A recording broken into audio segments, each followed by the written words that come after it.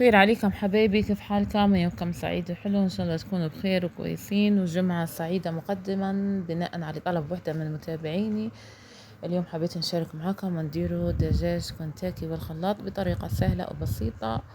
عندنا المكونات: ضفت بصلة بدال البصل البودرة، وتوم بدال التوم البودرة، وطماطمة وفلفل رومي، وشوية ليمونة يعني كاملة عصرتها، ودبس الرمان وملح وفلفل أكحل وبصار وفلفل حمر وشوية كمون وبهارات الدجاج، ونضيفوا شوية حليب ونقلبوا نخلطوا المكونات كلها في الخلاط أو ست البيت.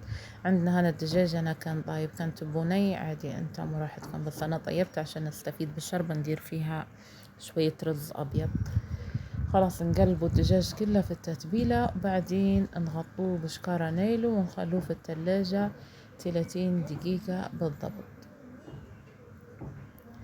بعد ما طلعناه خلاص من التلاجة، خديت شكارة هنا نايلو وضفت فيها الدقيق، وضفت فلفل أكحل، شوية ملح، ما تكتروش الملح لأنه في التتبيلة يعني بتاع الطماطم والبصل وكي ضايفين ملح، وضفت بزار وتلات كواشي كبار من النشا.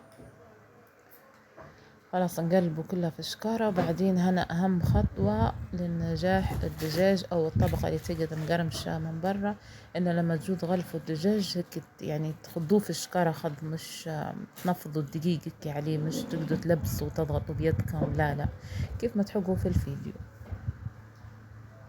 مجرد ان الدقيق يجي عليه. بعدين هنا كنت الزيت كان ساخن، انا نحب نقلي في طنجرة او مقلية كيف ما تحبوا، اهم حاجة ان الزيت يكون ساخن يعني وسط، مش ساخن واجد.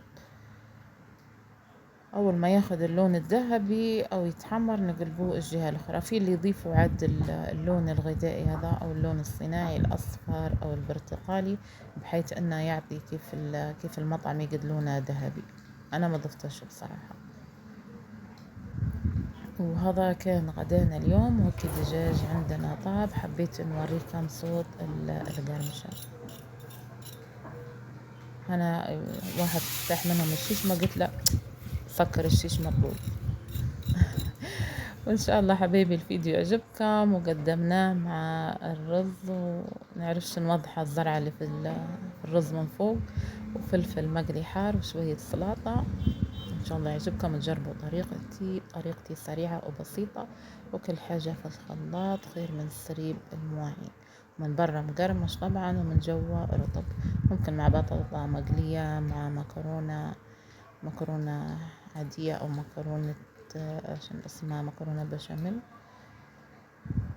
ونستنى في تعليقاتكم الحلوة، وجمعة سعيدة عليكم، وإن شاء الله كل وصفة ننزلها تعجبكم. وشكرا على تعليقاتكم الحلوة ودعمكم لي ودعواتكم السمحة.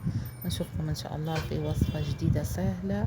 مع ألف سلامة وجمعتكم سعيدة.